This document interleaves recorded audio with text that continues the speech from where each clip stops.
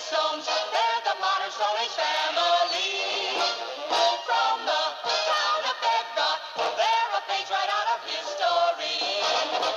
Someday, maybe Fred will win the fight, then that cat will stay out for the night. When you're with the Flintstones, have a yabba dabba do time, a dabba do time, we'll have a gay old time.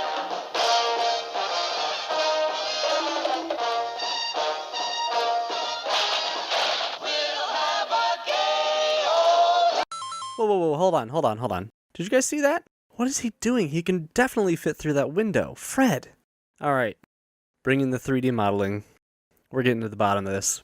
Hey friends! I got yelled at last time for calling you guys losers, so I thought I'd start off on a good note today. So for those of you out there that don't know, I do a podcast with my dad. It's called Limited Cell, and we've taken a lot of Hanna-Barbera cartoons. We review them, see how good or bad they are. Most of them are bad. And very early on in our podcast, we covered the Flintstones. And it's one of my dad's favorite cartoons. It's pretty good. My impression of it was a lot worse than it actually was when we got down to watching it. So if you think Flintstones is bad, maybe try going back and watching it. And one thing that came up the very first time we talked about the Flintstones was the end credits. Now, if you'll remember the end credits, there's that scene where Fred Flintstone and his family come home.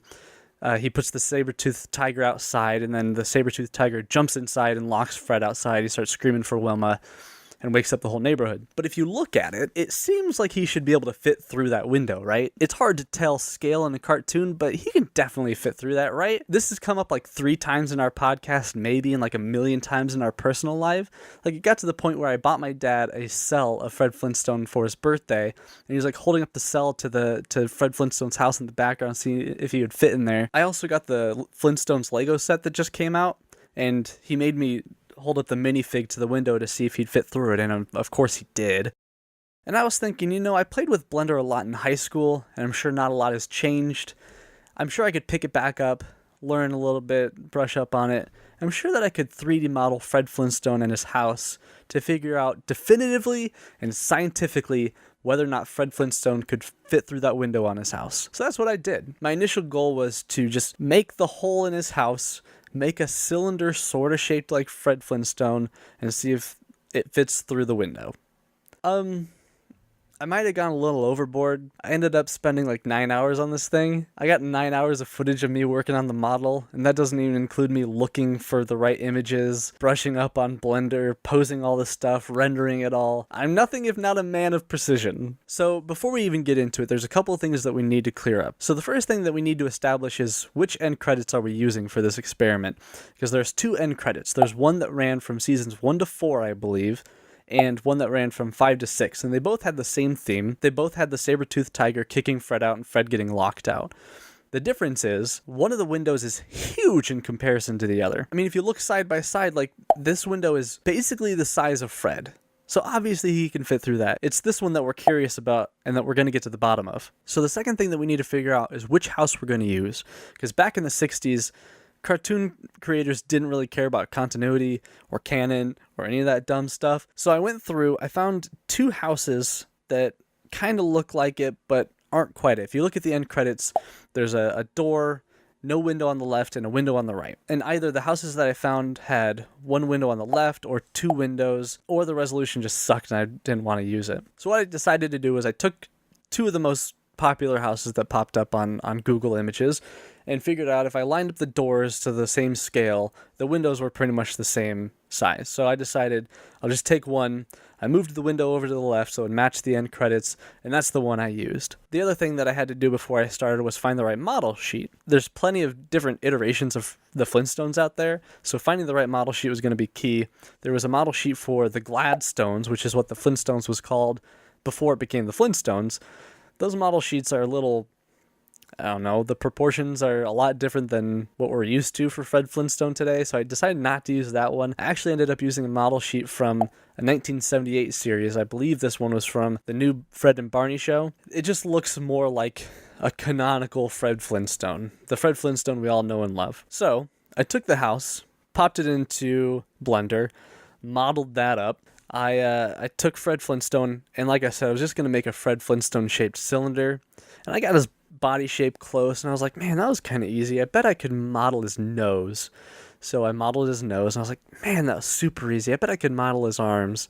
So I modeled his arms, and then I modeled his legs and his feet and his shirt and his tie and his hair and his eyes. And then I decided to add all of the cartoonish textures to him. And 9 hours later, we have this. I was having fun. It doesn't matter, right? I could have been doing other things, I guess. I spent some time setting up the scene to kind of match the end credits to get the scale right. And kind of my thought process behind it was, I just need to make sure, if you look at the end credits, Fred is a couple inches shorter than the doorway. So I'll just set him up as big as I can get him and still fit through the doorway. And then if we need to, we'll just work our way down from there. I think the proportions were pretty good. Maybe you won't agree, but I don't really care. From there, I figured there's 2 ways to figure out if he can fit through the window. I figured the most fun way would be just to drop the house on him. I set up some physics, lined up the shot, and I dropped it on him.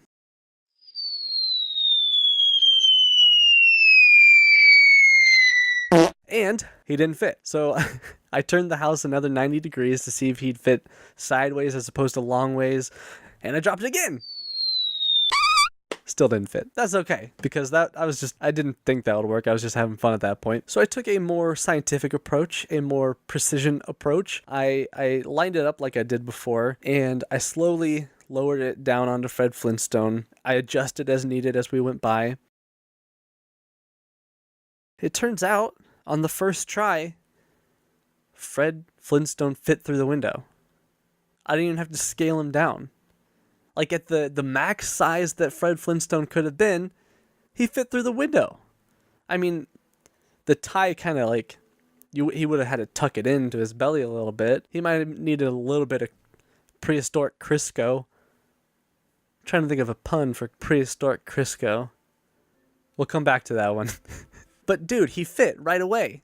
Fred, you have a lot of explaining to do. You woke up the entire neighborhood many nights, depending on how many nights in a row I watched this. Fred, at best you're lazy, and at worst you're an idiot, and I don't know which one it is. But there you have it, folks. Definitively, once and for all, Fred Flintstone definitely could have fit through that window. That's all I got. It was a lot of fun to do. It was a massive waste of time, but hey, I got a chuckle out of it. Until next time, see you later.